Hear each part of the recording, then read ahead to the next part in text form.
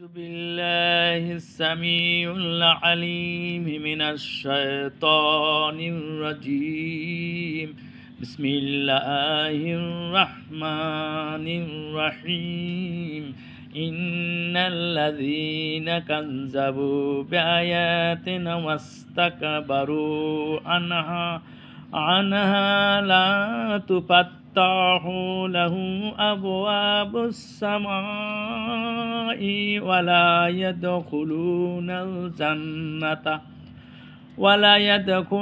الجنة حتى يلج الجمال في سم الخياط وكذلك نجزي المجرمين।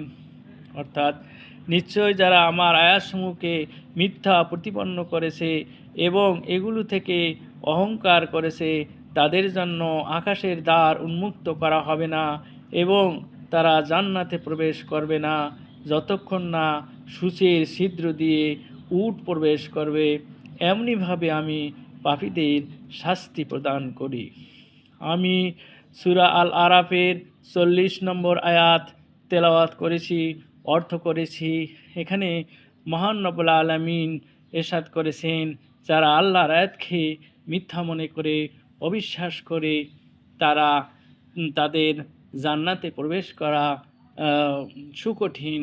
যেমন উট সূচের ছিদ্র দিয়ে প্রবেশ করতে পারে না, তেমনিভাবে যারা কাফের তাদেরও জান্নাতে প্রবেশ করা অসম্ভব এবং তাদের দোয়া আসমানে কবুল হয় না।